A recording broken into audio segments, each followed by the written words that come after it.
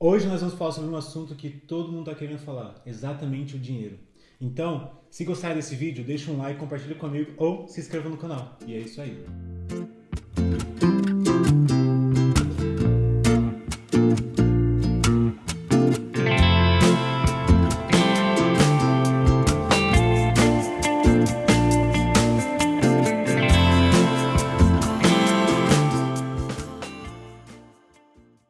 Sejam bem-vindos a mais um episódio aqui do podcast Voltando à Essência, baseado no livro Voltando à Essência, que ao longo do vídeo será liberado um código para você conseguir esse livro, esse e-book gratuitamente. Então, não percam. Dois magnatas aqui do dinheiro, o Joshua Moreira aqui e o Douglas Santos. Douglas, fale um pouco aí sobre você, um pouco sobre o seu ministério e sobre essa carreira que você está desenvolvendo aí.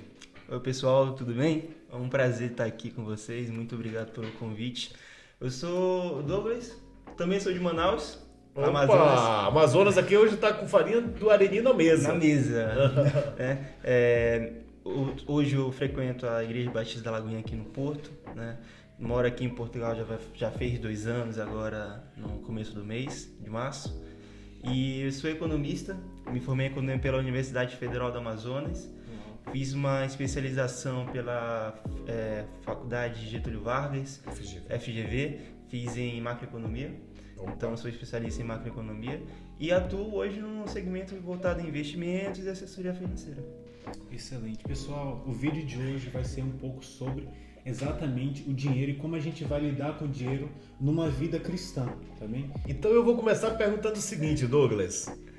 Dinheiro é pecado ter dinheiro? A pergunta que todo mundo está querendo saber. É pecado, Joshua, pega tudo que você tem e me dá. Esse que é o verdadeiro pecado. Claro que não, é bênção, é bênção. Na verdade, o pecado, ele nada mais é do que a corrupção daquilo que é santo. Exatamente. Né? Então, o dinheiro ele pode ser bênção, como ele pode ser maldição. Ok. Vai depender do que você faz com ele. A forma como você manuseia, Manuseia e o que você implementa com esse dinheiro. Exato. E lá em 2 Timóteo vai falar sobre as escrituras serem inspiração de Deus. Ou seja, tudo que está na escritura é inspiração de Deus. E partindo disso, a gente vai lá para Mateus, onde Jesus conta a história do homem rico, que deixa 3 talentos, para 3 servos, deixa talentos diferentes, né? Diferentes quantidades, Em né? diferentes quantidades, e ele sai para uma viagem. A Bíblia não especifica do que é uma viagem, mas ele sai e deixa os 3 cuidando dos seus talentos, né? E é interessante as pessoas entenderem que talentos naquele momento e nessa expressão está totalmente ligado ao quê? A quantias, não é? Sim. Não eram nem o dinheiro que nós temos hoje, mas eram quantias de responsabilidade, podemos pensar assim? Exato. Seria mais ou menos como se hoje o nosso, sei lá, você viajasse e deixasse para os seus 3 filhos, cada um com 1 milhão. Né? Dá 5 milhões pro David, dá 4 milhões pro 02 e dá 1 milhão pra 013. Né? Ok. E aí, olha, vocês cuidem do meu dinheiro que eu vou viajar. E aí, quando você voltasse, o 01 pegou e multiplicou, o 02 pegou e multiplicou, a 03 ficou com medo e enterrou o dinheiro. Ok. Né? E aí é muito interessante porque quando a gente fala de finanças, a gente precisa entender uma coisa.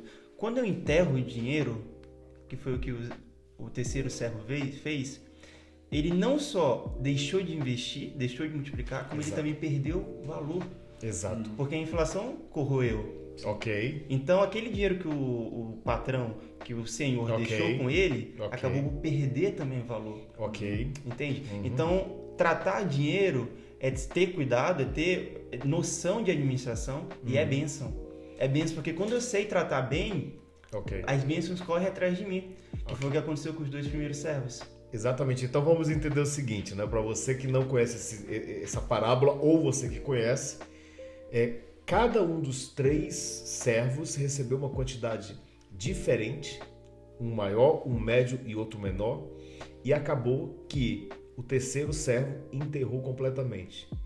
Muito interessante também nós pensarmos o seguinte, que até o próprio senhor dos servos, o dono, vamos colocar, de uma fazenda ou de uma grande propriedade, como a Bíblia diz, ele também já previa quem que teria mais ousadia para multiplicar aquele dinheiro. Percebeu isso? Ou seja, ele acabou dando uma quantidade menor para aquele servo que justamente iria perder dinheiro. Iria exatamente perder o dinheiro. Mas eu Eu acho, Douglas, que ele perdeu mais do que dinheiro. Ele perdeu oportunidade.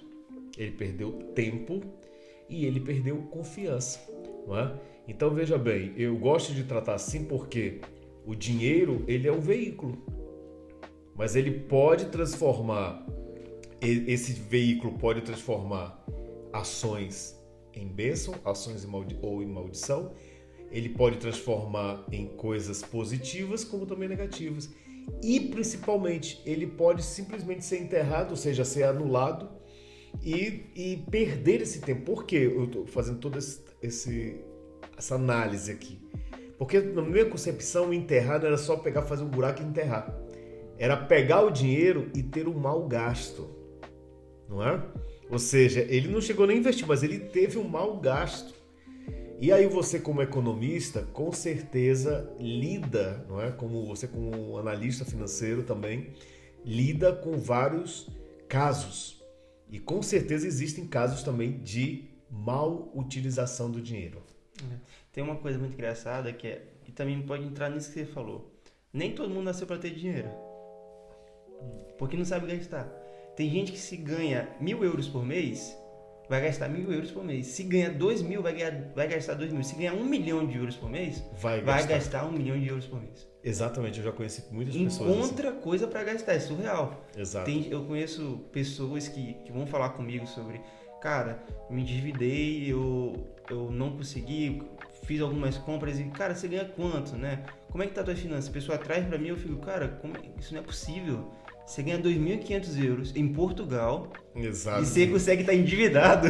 Exatamente. E aí as pessoas começam a culpar Portugal, começam a culpar o patrão, o salário que é errado, não é? E na verdade essa pessoa em qualquer lugar ela seria um enterrador de recursos, né? E é por isso que a gente vê pessoas que vão para os Estados Unidos e voltam para o Brasil, ou voltam para Portugal, ou voltam para qualquer outro país, pior do que foi. 10 anos depois, né? 10 anos depois não juntou nada. Porque tudo que entrou, saiu. Né? A pessoa não faz uma reserva, não faz uma poupança, não faz um investimento. E nesses casos aí, então, o dinheiro seria um pecado, não é? Porque nesse caso a pessoa não está sabendo administrar o dinheiro. É tipo assim, imagina que a gente tem aqui uma Taurus 38, você pega a Taurus e coloca aqui em cima. Aí a gente fica o podcast inteiro com a Taurus aqui. A Taurus matou alguém? Não. A Taurus não matou ninguém. Eu posso pegar a Taurus, jogar ela pra cima, colocar de volta, ela não vai matar ninguém. Exatamente. Agora, se eu pegar a Taurus, pegar o teu pai e apertar o gatilho, teu pai pode morrer. Mas aí, no caso, quem causou isso? Causou fui eu, não foi a Taurus. A mesma coisa eu acho também. A mesma coisa é o dinheiro. Exatamente. Entendeu? Não é o pecado. O pecado não é o dinheiro, mas é a má administração. Exatamente. E eu já diria até um pouquinho mais. Eu acho que começa na má administração. Não é?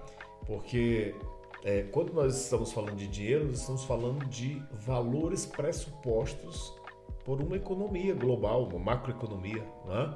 Uma folhinha de papel lá de 100 euros, 100 reais ou 100 dólares, seja lá onde você esteja assistindo, ela representa ali um poder de compra.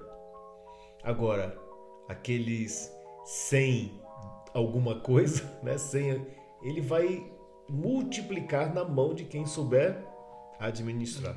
E aí, Douglas, eu te pergunto o seguinte, baseado nisso, você já tem aí com certeza vários casos positivos e negativos, o que você orienta para uma pessoa que tem uma má administração financeira poderia fazer para começar a ter um olhar diferente, uma gestão diferente sobre o dinheiro? O primeiro ponto é contar. Quem não consegue contar não consegue chegar a lugar nenhum. Então é sentar e ver tudo, pega o mês passado, ver tudo que você ganhou, seja salário, se você é autônomo, quanto você fez, se você é um empresário, os seus dividendos da empresa, pega isso que você tem e pega tudo que você gastou. E você lista todos os seus gastos, depois você separa por categoria, o que é casa, o que é lazer, o que é poupança, o que é compra fixa, o que é compra variável. E você vai ter uma visão geral das suas finanças, né? Okay. Então você vai ver, cara, eu ganho 1.000 euros. Vou colocar 1.000 euros, fica mais fácil para fazer a porcentagem. Eu ganho 1.000 euros por mês. E eu gasto 400 euros com mês de despesa fixa. Né? Então eu estou falando que 40% do meu salário já entra o mês é reservado, já entra o mês ele guardado para aquilo, não posso Ok. gastar. Então eu tenho 60% para gastar com outras coisas, né? Ou para investir, né? Ou para investir. E aí é aí que começa o erro da administração. Porque a pessoa, ela faz a primeira coisa de tudo. Recebeu o salário, a primeira coisa que ela faz é tirar para renda, né? Eu vou tirar do meu aluguel. Eu Exato. vou tirar para pagar o meu aluguel, vou tirar para pagar a minha Mortgage, faculdade. ou a compra da casa. A luz, a água. Tira ali aquela conta fixa. Tirou o que precisa, aí ela vai tirar o quê? Vai tirar o lazer, vai tirar... eu quero muito fazer esse curso, vou comprar esse curso. Eu quero muito comprar essa roupa, vou comprar essa roupa. Aí sobra no final do mês ali 25% do salário dela. Aí ela vai tirar, ela vai olhar e vai falar: rapaz, sobrou só 250 euros. Não vou tirar o dízimo esse mês não, porque senão eu vou ficar só com 150. Aí começa o erro fatal. Aí sobrou... Aí, beleza. Digamos que ela é crente. Primeira coisa que ela fez foi tirar o dízimo. Então tem só 150 que sobrou.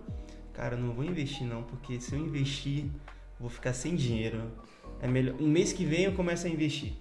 E aí ela fica nessa roda, porque ela vai gastar os 150 com McDonald's, com Burger King, pedindo Uber. E aí chega aí os 2 dias antes de receber o salário, de novo, ela começa o jejum, né? Porque não tem mais dinheiro para comprar comida. Aí faz aquele jejum, não, tô em jejum. Tá 2 dias sem comer nada, mas é porque não tem dinheiro para comprar comida, né? Ou seja, uma péssima administração. Ok. Entende? Então, o primeiro passo é contar.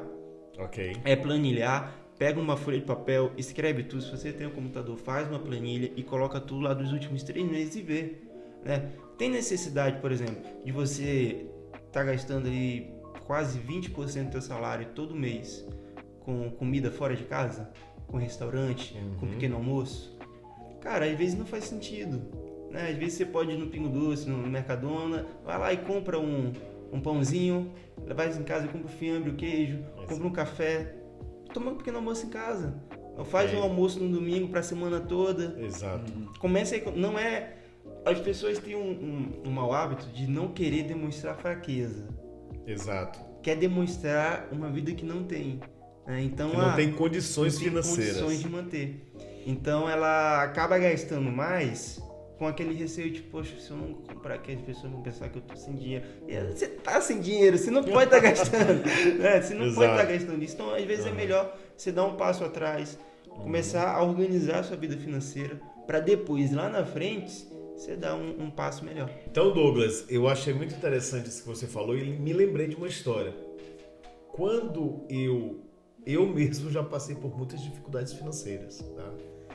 E não digo que foi por alguns outros motivos também, mas a verdade que a gestão financeira ela foi um dos grandes vilões da minha história, não é? Ou seja, às vezes sabia até como ganhar, mas não sabia como gerir, né? Como administrar.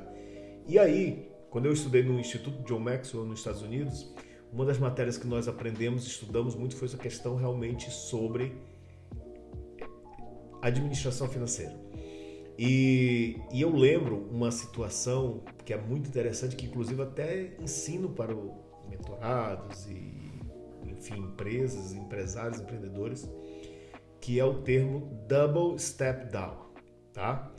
Que é o quê? Um passo duplo para baixo. Infelizmente, nós brasileiros, nós temos muito... O latino, ele tem muito essa necessidade de demonstrar o que tem, não é? E isso também não é tão distante do americano. Eu acho que em todas as culturas existe um ostentador. Mas eu conheci um grupo de americanos, assim, não específico por ser americano, que eles tinham com certeza muito mais do que o que aparentavam, tá? E um dos princípios que eles têm, no caso, como na gestão financeira, é eles viverem 2 degraus abaixo daquilo que eles vivem. Ok? Por exemplo, eu tenho condições de comprar um super carro, o super carro mesmo, né? O que? Uma Ferrari, uma Lamborghini, um McLaren. Qual é o degrau abaixo desses carros? O que vocês me dizem? BMW. Tesla. Não, eu acho que nem não. Eu acho que tem abaixo dos supercarros são os carros velozes, mas os carros como, por exemplo, o Audi, não é? O BMW, né? O próprio Mercedes, o AMG, não, alguma coisa nesse sentido. É o passo abaixo. E abaixo desses Tesla, carros. Seria o Tesla acaba sendo um carro Civic. Não, acho que o Civic já é mais bem popular. abaixo. Eu acho que seria um Peugeot, dependendo do... Exato. Ou aquele BYD. O BYD é um carro econômico, o Tesla acabou se tornando também um carro econômico. Ou seja, sempre analisar nessa perspectiva, né? Ou seja, ok, eu posso ter uma super casa, posso ter uma mansão, mas qual seria um passo abaixo? Qual seria 2 passos abaixo, né? Então, o que eu achei interessante foi que eu aprendi isso com um homem, um americano, inclusive eu até acho que judeu também. Eu acho que em outro momento, outro episódio nós podemos falar um pouco sobre isso, mas que tinha com certeza muito mais talentos, ou seja, muito mais financeiro do que aparentava, porque ele vivia 2 degraus abaixo. E nós não precisamos nem muito longe. Se nós analisarmos a história do Warren Buffett, que é um dos maiores investidores de todos os tempos, o camarada até hoje mora na mesma casa de classe média e utiliza um mesmo Buick, que é um carro que talvez até já saiu de circulação, exatamente, assim, um carro americano bem tradicional. Tá, eu acho até que não precisa ser um extremo, né? Eu acho que tem que existir esse extremo.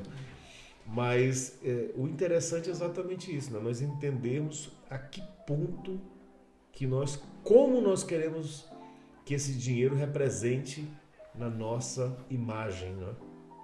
E um ponto interessante, se a gente for olhar na Bíblia, Jesus mesmo, ele vivia 2 degraus abaixo, né? Isso. Porque as pessoas gostam de retratar que ele nasceu no manjedouro, no meio do nada, né? Mas, na verdade, o pai de Jesus foi um grande empreendedor. José, ele era um grande carpinteiro. Exatamente. O que hoje a gente pode comparar com um engenheiro civil, um engenheiro mecânico, né? Porque ele construía coisas, né?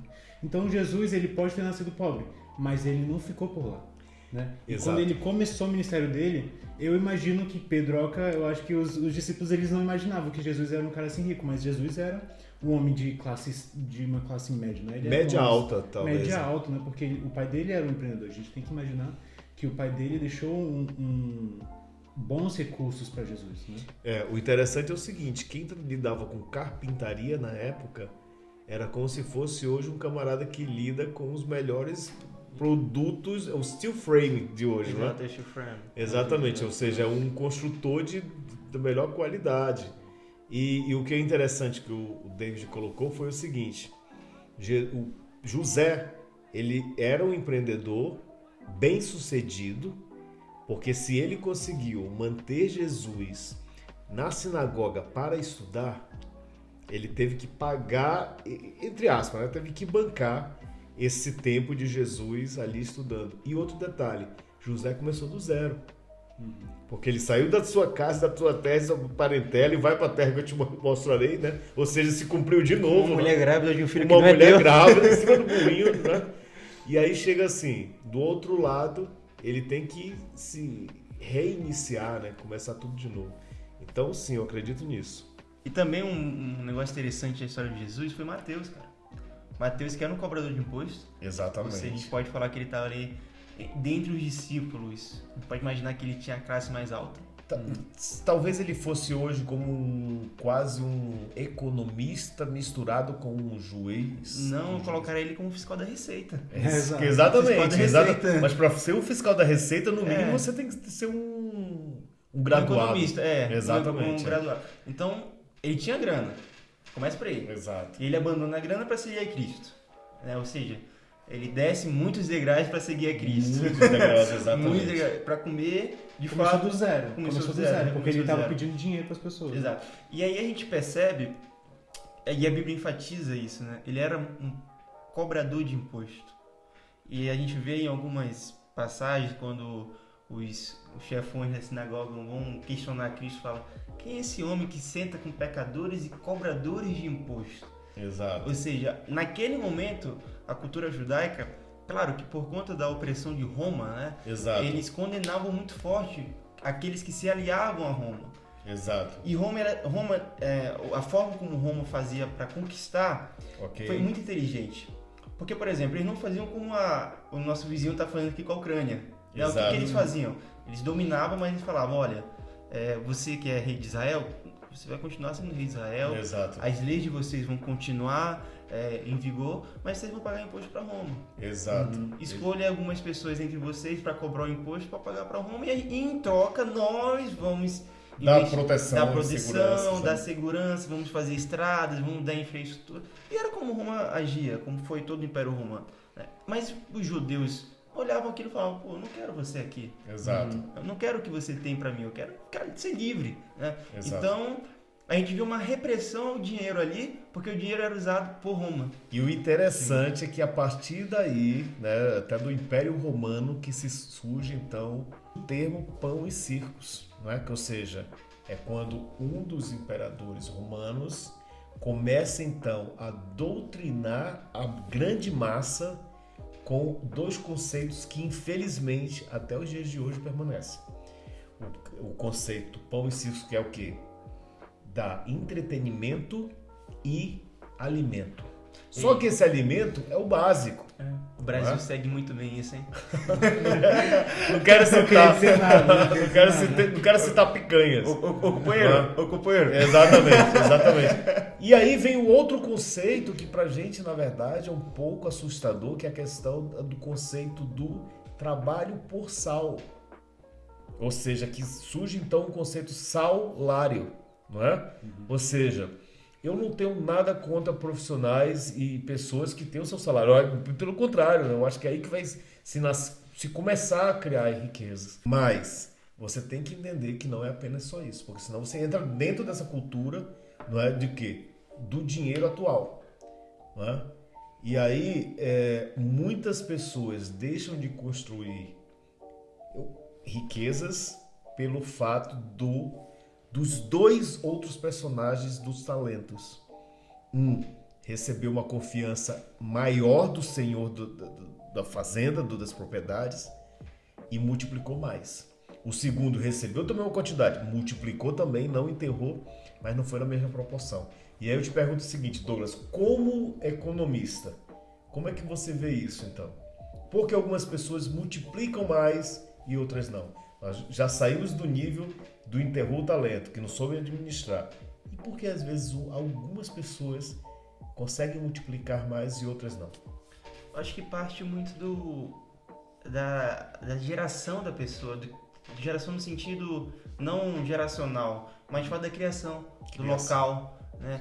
Se você pegar um jovem americano, um jovem português e um jovem brasileiro e entregar $1.000 na mão de cada um, aí você fala: daqui a um ano você vem aqui, você pode fazer o que você quiser com esse dinheiro. Não coloca nenhuma restrição nem nada, só fala, faz o que você quiser. Eu acho que o americano vai lá em New York, vai lá em Wall Street, Exato. vai falar: me dá aí 5 ações da Tesla. Eu acho que o brasileiro vai lá em Copacabana, vai comprar 5 coco. 5 coco, uma picanha, uma peça de picanha. Será que dá? Exato. €1.000 eu acho que dá. Dá, né? E o português vai pro Algarve, né? Talvez vai comprar umas hortas e vai pro Algarve. E aí a gente volta daqui a um ano, a gente vai ver que de fato o americano multiplicou o dinheiro dele. Por incrível que pareça, o americano ele tem uma cultura muito empreendedora. Muito empreendedora. E a gente no Brasil, a gente tem, tanto no Brasil como em Portugal, a gente vê isso muito pela história dos países, né? Portugal demorou muito para se industrializar. Muito.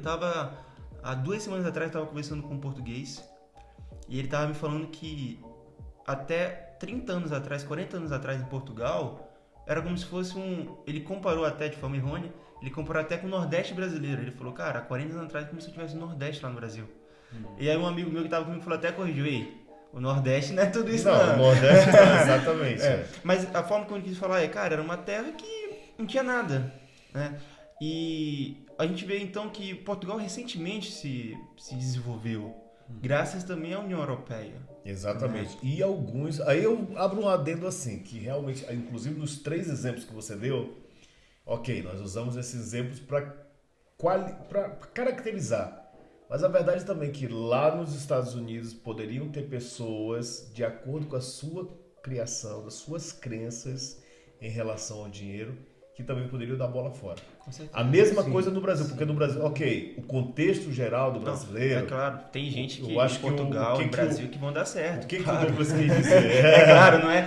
Por favor, eu estou usando só um exemplo geral, mas estamos em todo falando... lugar tem gente que pode dar certo. Exatamente, Sim, o contexto, a cultura geral do Brasil, você queira ou não queira, se você conhece a visão internacional do Brasil, tá? Você tendo estado no exterior, não.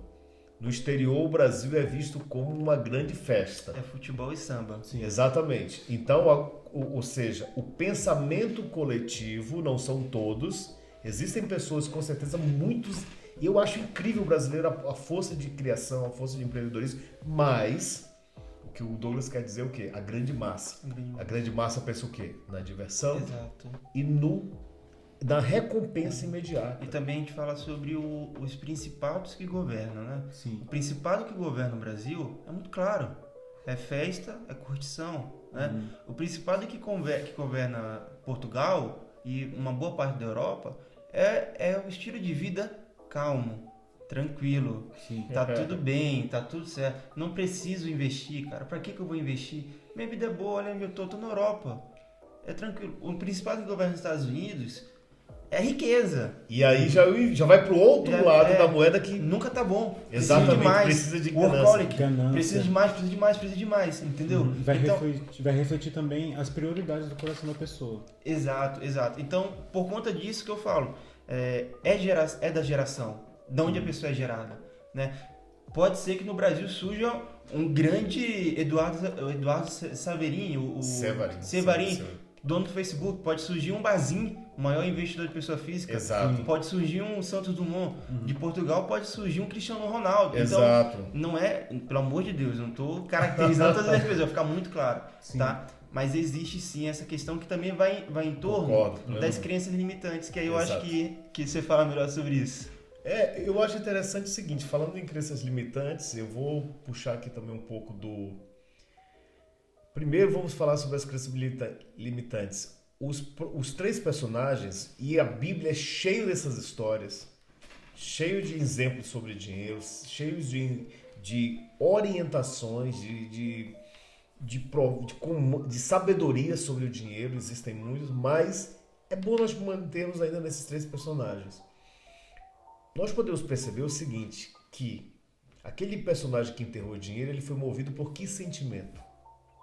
Foi o medo, porque o Senhor era um Senhor insensato. Medo, exatamente, e duro. Medo.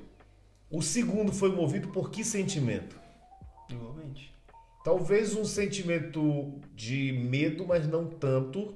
Talvez um sentimento de mais conservadorismo, não é? De obrigação, talvez. De obrigação, exatamente. Talvez de receio. Talvez ele fez o contraponto. Cara, é melhor tentar. Isso. Sim. Meio termo. Exato. E o primeiro foi movido por que sentimento? Acho que o primeiro, ele talvez tinha mais intimidade. Com o Senhor? Com o Senhor. Mas veja bem, eu acho que a palavra aqui que utilizada seria ousadia. Ousadia. Era mais arrojado. Ele teve mais a ousadia. E o próprio Senhor, ele já conhecia aquele primeiro. Por quê? Porque ele entregou mais.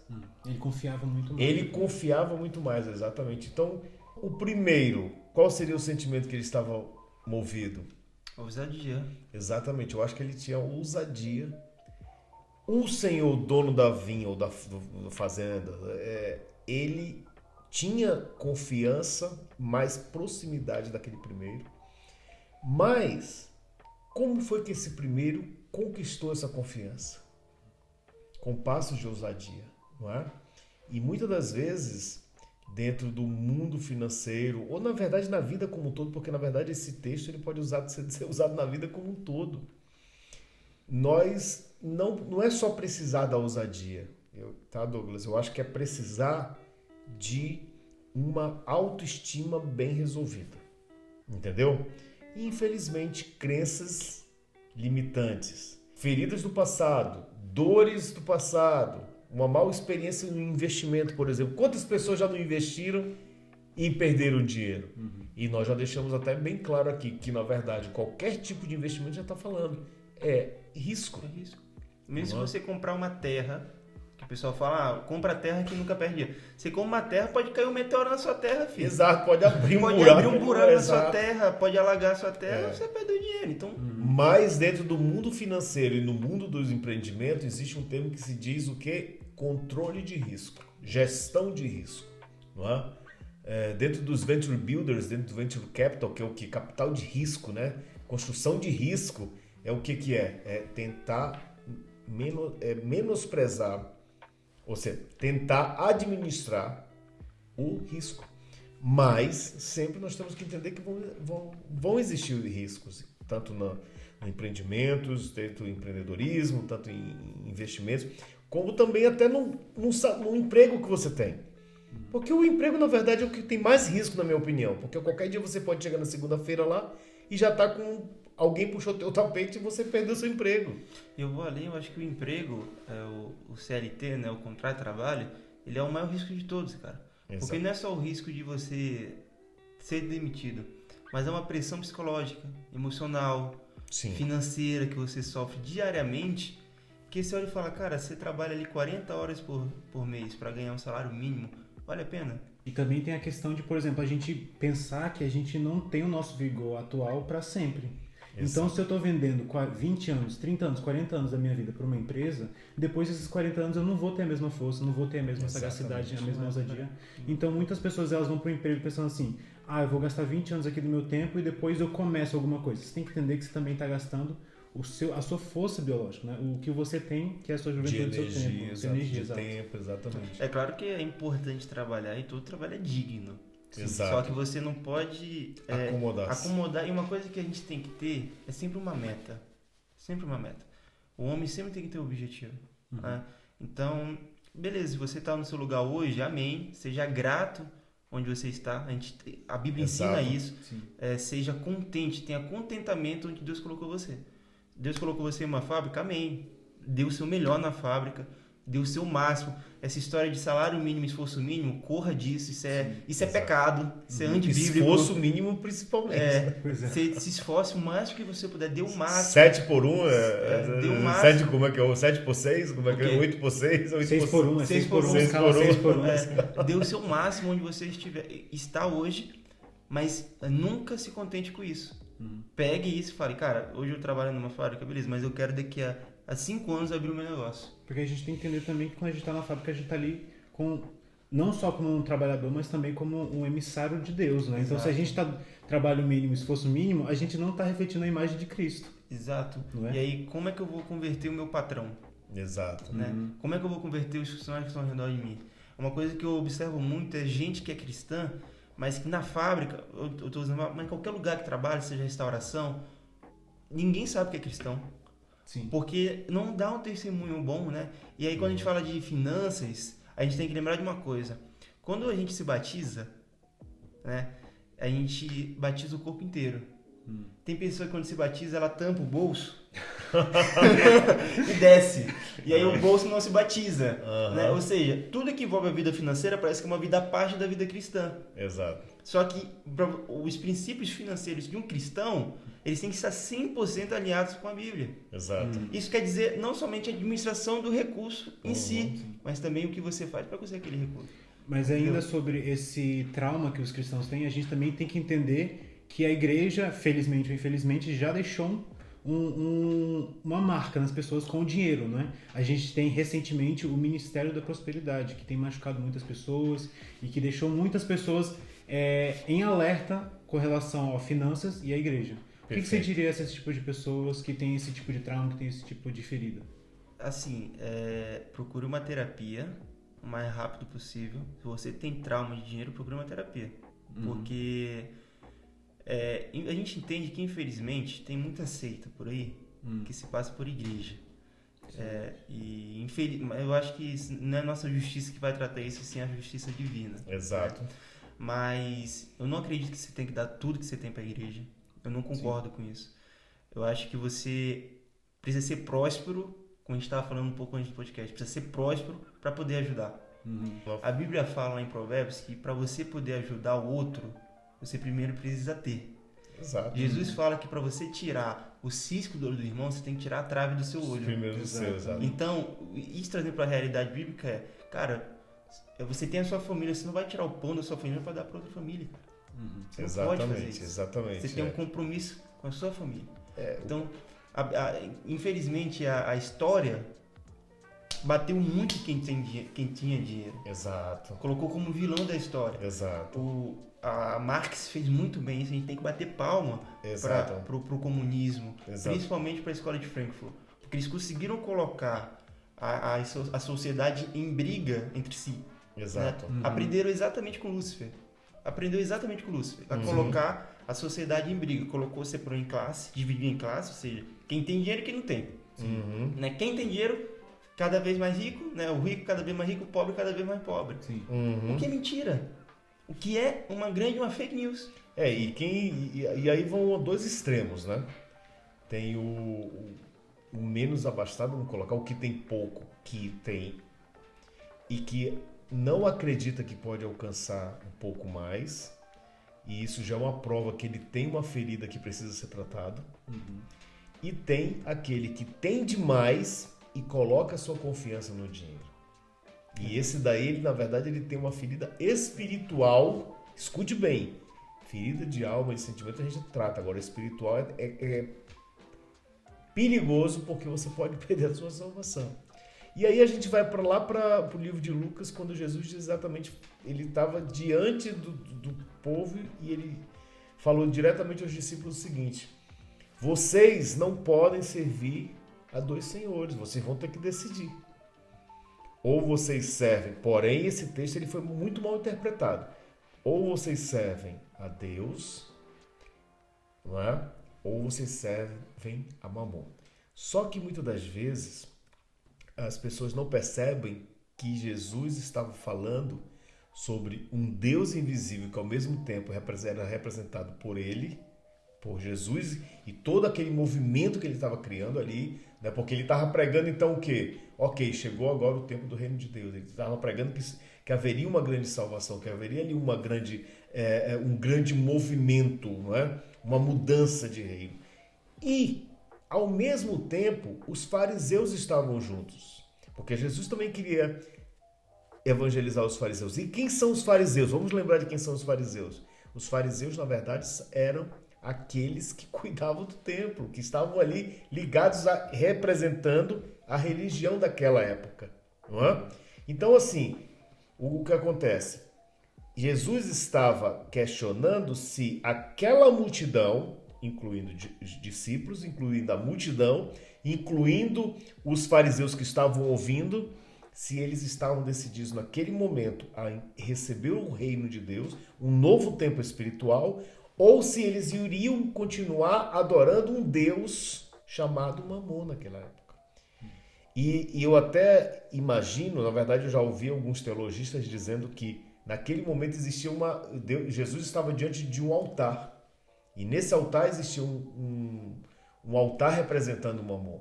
E como era adorado esse altar? Esse altar era adorado exatamente com vendas de indulgências para o céu. O que era uma indulgência? Uma espécie de cheque que os fariseus ou os religiosos da época vendiam para dizer assim: Douglas, compra esse cheque aqui por 100 euros, não é? E você vai ter direito a pegar esse cheque e ir lá no pé do Mamon, entregar lá para ele e ele vai te dar a salvação. Porque na verdade, gente, a maioria, aliás, todas as pessoas têm um sentimento espiritual da eternidade. Então Jesus estava dizendo assim: o que vocês querem agora? Vocês querem entender esse evangelho que eu estou pregando? Vocês vão adorar a Deus, o Deus do céu, o Deus invisível, o Deus de Israel, enfim, tudo que Jesus pregava, ou vocês vão continuar adorando aquela imagem ali de Mamon, não é? E o que acontece? Nós sabemos sim que Mamon é um principado que rege o dinheiro. Por quê? Porque ele rege o sentimento de amor ao dinheiro. Por isso que eu perguntei dos 3 personagens. Os 3 personagens, cada um estava com um sentimento.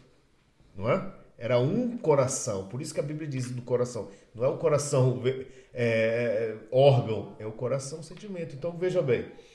O que aquelas pessoas, aqueles fariseus estavam fazendo? Eles estavam colocando a sua confiança, a sua salvação, a sua eternidade em um poste ídolo chamado Mamon. E que hoje, nos dias de hoje, infelizmente, acontece isso demais, mas de outra forma. Não é? É o mesmo princípio espiritual, são os mesmos sentimentos, mas com outra conotação social, que é o quê? As pessoas, então, agora, ok, então eu estou ouvindo que dinheiro é bom. Não, gente, dinheiro é que nem uma arma, tá aqui o Douglas falando, ele pode servir para proteger ou pode servir para matar. Dinheiro é que nem uma droga, é que nem um remédio. Tem remédios que são chamados drogas, que podem servir para curar, como pode servir para dar uma overdose na pessoa. Não é? Ou seja, o dinheiro, o papel, os números, eles só representam um valor. Agora, que sentimento que você vai ter com esse dinheiro é que vai fazer toda a diferença. Se você ver o dinheiro como um inimigo, você sempre vai viver em escassez. Se você ver o dinheiro como a sua liberdade e libertação para toda a felicidade da vida, você vai ser escravo desse dinheiro porque você está vendo ele como o seu Deus. É como diz o versículo, né? Onde está o meu tesouro, ali estará meu coração. Exatamente. Então, o dinheiro nada mais é do que um revelador do que está no meu coração. Exato. Porque se no meu coração eu tenho Cristo como base, Exato. como que eu posso me desviar, né? Porque Exato. se eu tenho Cristo como base, eu vou dizimar, eu vou ofertar para a igreja, mas eu também vou fazer investimentos prudentes, né? Porque eu sei que o meu dinheiro nada mais é do que o dinheiro de Deus que eu estou guardando. Agora, se em contrapartida o dinheiro está no meu coração, eu vou gastar aquele dinheiro para investir mais, para ganhar mais. Exato. E vou entrar nesse ciclo de ganância. E depois não tem mais um, que é aquele que não tem nem o dinheiro, nem a Deus, mas ele tem as coisas do mundo, né? E ele vai gastar o dinheiro, vai ficar pobre porque ele não priorizou a Deus, nem priorizou o mamão. E tem ele que vai pior ainda, que ele tá dentro da igreja, ele tá indo para a igreja, ele é cristão, mas o dinheiro dele não é, né? Por exemplo, tem caso, eu lembro uma vez que eu fui dar uma palavra de oferta, e aí na palavra de oferta eu falei bem assim, tem gente que a oferta é dinheiro para tudo, oferta para prostituição, oferta para o lazer, oferta para o futebol, mas não oferta na igreja, não oferta para Deus. Dei a palavra de oferta, desci, quando eu sentei na cadeira o rapaz virou para mim e falou, pô cara, qual que é o problema eu dar meu dinheiro pro futebol? Eu falei, tá bom, irmão. Já revelou que tá no coração dele, né? Pelo menos a Tá palavra bom. surtiu efeito. Eu falei, tá bom, não tem nenhum problema, vai lá, dá seu dinheiro pro Flamengo, Exato. o Flamengo precisa ter dinheiro. Exato. E a gente acaba largando, uma coisa que eu aprendi uma vez com um chefe que eu tinha, né, um patrão que eu tinha lá em Manaus, que ele falou bem assim pra mim, a gente não pode colocar em primeiro lugar as pessoas, como a gente faz, né? Porque Cristo não ensinou isso pra gente. As pessoas são em segundo lugar. E nós não estamos nem em terceiro, nós estamos em quarto. Porque em primeiro lugar é Deus. Exato. Em segundo lugar é a nossa família. Exato. Em Que é o terceiro- próximo. Que é o próximo. Mas veja bem, é a minha família. Exato. Entendeu? Não é a tua família, é a minha. E isso, ouvindo e falando, pode até parecer um pouco prepotente. Exato. Mas não é. Porque é bíblico. É porque a gente tem responsabilidade com a nossa família. A gente como sacerdote, a gente tem responsabilidade com a nossa família. Exato. Eu não posso sair de casa e deixar meu filho lá, eu não tenho filho ainda, um dia eu vou ter filho. Meu filho lá chorando com fome, minha esposa chorando com fome. Entende? Eu tenho que prover para os meus filhos. Então, cadê a minha responsabilidade com o dinheiro? A ponto de entender que esse dinheiro ele tem que ser para a minha família. Eu como cristão, eu vou reservar uma parte também para caso alguém precise eu poder ajudar, porque é bom que eu prospere para que eu possa ajudar. O apóstolo Paulo fala isso, eu acho que na carta, não sei se é para os Coríntios ou para os Romanos, mas ele vai falar, continue a prosperidade para que vocês possam ajudar no ministério de santos. Exatamente. Entende? Como é que eu vou ajudar no ministério de santos se eu não prosperar?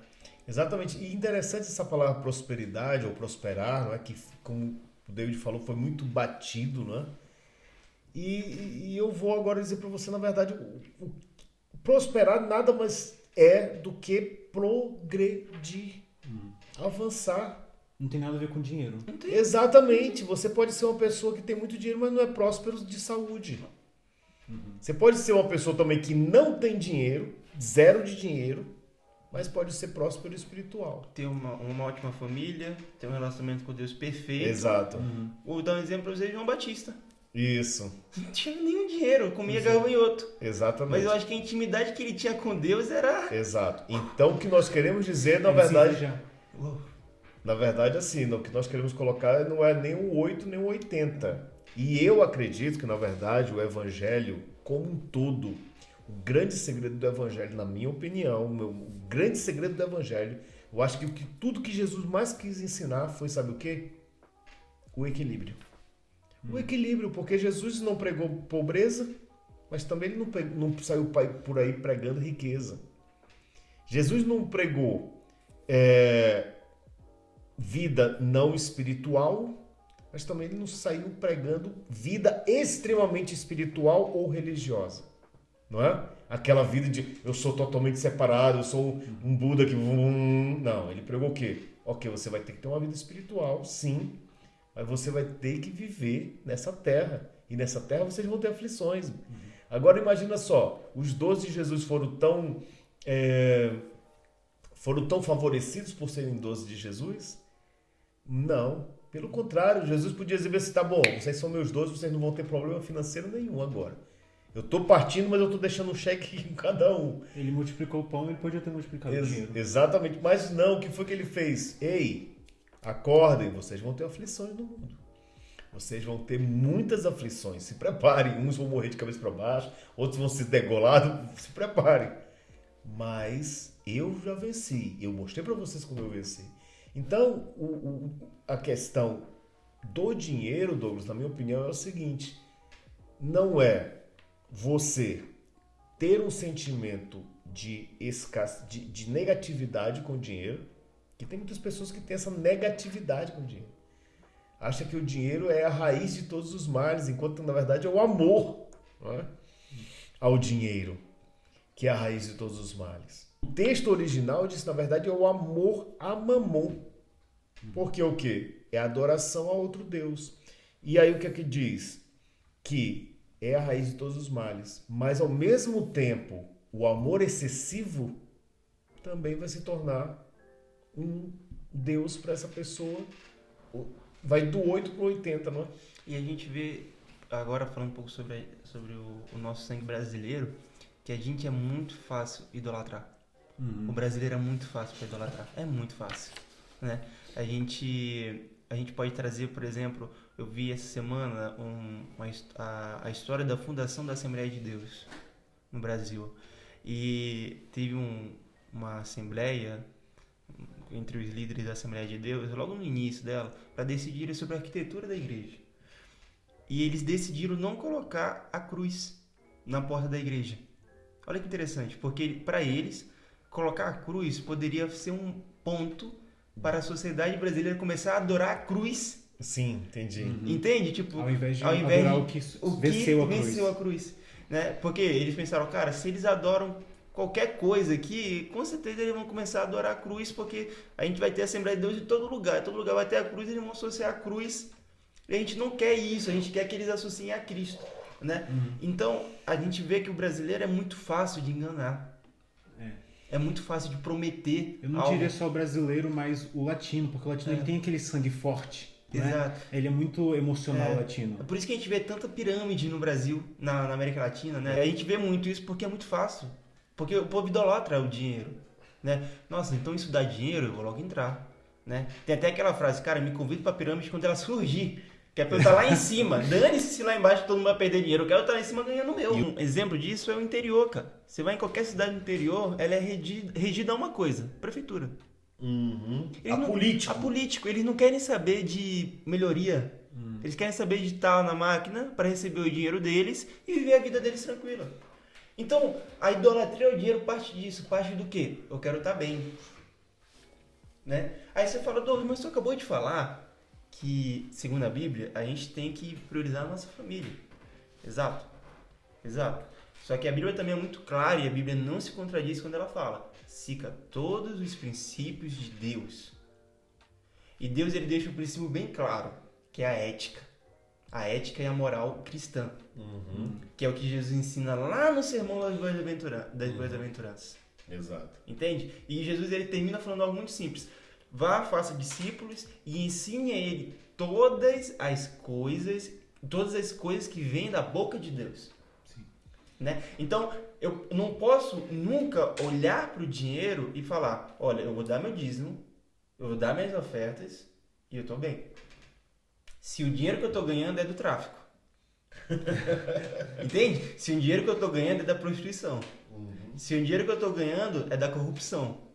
Exatamente. Entende? Qual é a procedência? Qual é a procedência? Porque a gente usa o quê? Não, eu vou dar aqui meu dinheiro e vai dar tudo certo. Ah, eu tô matando as pessoas, eu tô roubando as pessoas e matando as pessoas. E é por isso que eu tô ganhando dinheiro. Mas eu vou lá, vou dizimar e vou estar limpo. Não é assim que funciona. Então, Douglas, baseado nisso, a gente acaba percebendo que voltamos lá para o que nós começamos a nossa conversa aqui, que foi 2 Timóteo. Qual a sua consideração final e conselho para quem está aí assistindo nesse momento? Cara, entregue todos os seus dinheiros para Deus. Entregue sua vida financeira, do início dela, desde como você ganha seu dinheiro, até o final. É muito interessante a gente perceber que Deus, ele não quer ter filhos pobres. Ele quer ter filhos que sejam ricos e filhos que sejam prósperos. Ser pobre não é nenhum diferencial. E nunca foi e nunca vai ser para o reino de Deus. Porque ser rico também não é. Se você é rico, se você é pobre, para Deus você é igual. Independente da sua quantidade, a quantia financeira que você tem na sua conta bancária. Agora, o que tem no seu coração que é o diferencial. Entende? Exato. Então, cultive no seu coração esse sentimento de prosperidade. Esse sentimento que você pode ser melhor do que você é hoje, do que você foi ontem. Uma coisa que eu aprendi com o nosso pastor Jean, é sempre querer ser um crente melhor do que eu fui ontem. Ótimo. Então a gente sempre Isso é progredir, né? Isso é progredir. Isso é prosperidade. Exato. E na vida financeira isso faz muito sentido. Hoje você leva uma vida. Olhe para essa vida que você leva hoje. Financeira. Aí você projeta a sua vida para daqui a 10 anos. Ok. Você acha que com a vida que você tem hoje financeira, você consegue daqui a 10 anos continuar vivendo? Ou pelo menos... exato. Exato. Vivendo, não é sobrevivendo, é vivendo. Se você hoje não vive, você sobrevive, já liga um alerta. Se você daqui a 10 anos vai estar sobrevivendo, liga um alerta. Está na hora de você reformular. Está na hora de você pensar em investir, em guardar, em poupar, em começar um outro negócio, em pegar o que você é muito bom. Às vezes você é muito bom em cantar, em tocar, em ensinar, em falar e monetizar isso. E ir para cima e criar uma fonte de renda extra. E daqui a 10, 15 anos, quem sabe você já está administrando seu próprio negócio. Mas de fato você olhar para a vida financeira e falar: cara, essa vida financeira ela precisa ter um up, ela precisa crescer. Eu preciso deixar de ser oprimido e começar a crescer, a ser livre, a ter uma liberdade. Maravilha. E o interessante, Douglas, que dentro já daqueles meus aprendizados, né, que eu tive lá no Instituto John Maxwell e em várias outras formações, é exatamente o seguinte: para você que está agora pensando e dizendo, ok, agora eu quero fazer alguma coisa, o Douglas já deu um conselho que é o quê? Primeiro, metrifique o que você tem, não é? Anote primeiro, veja, conheça, tenha o seu raio-x. Segundo, que eu quero deixar aqui como um conselho: comece a buscar um second line, ou seja, uma segunda linha de entradas financeiras. Por quê?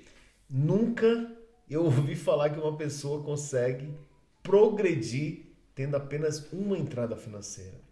E que se você tem hoje um salário, se você tem hoje um emprego, tudo bem, ótimo, maravilha, mas eu sei que Deus te deu capacidade, assim como aqueles talentos lá do início, de quê? De você desenvolver também uma outra fonte de renda. É isso que o Douglas está querendo dizer. Não é isso? Dentro da economia, uma segunda fonte de renda é o início do progresso financeiro. É isso aí, Douglas? É isso mesmo. Se você é bom em algo, ganhe dinheiro com isso. Não é pecado. É bênção. É benção, né? Tem gente que é muito boa em fazer bolo. Eu não tô falando só de coisas assim, bolo. Tem gente que é maravilhosa em fazer bolo. Exato. Que tem um talento natural em fazer cobertura, confeitaria. Tem gente que tem um talento natural para carpintaria, né? Que faz móveis incríveis, que consegue mexer com madeira de uma forma de um talento divino. Ganha dinheiro com isso. Vai lá, começa a gravar, fala com o Joshua aqui, começa a ir pro digital, né? Faça dinheiro, cara. Faça dinheiro é o importante. E também é importante a gente juntar, né? Porque tem gente que é bom de fazer bolo, mas, por exemplo, não consigo divulgar meus bolos. Então a gente também tem essa colaboração com as pessoas ao nosso redor, né? Boa. A gente entender que não é sobre ganância, né? E sim é sobre a gente entender que nós somos mordomos de algo que não é nosso. E não esqueça de agora mesmo baixar uma versão gratuita digital do livro Voltando à Essência. Todo esse podcast foi inspirado por esse livro que eu acho que vai abençoar muito a sua casa, a sua família. Obrigado, Douglas, e Deus abençoe. Nos vemos no próximo podcast.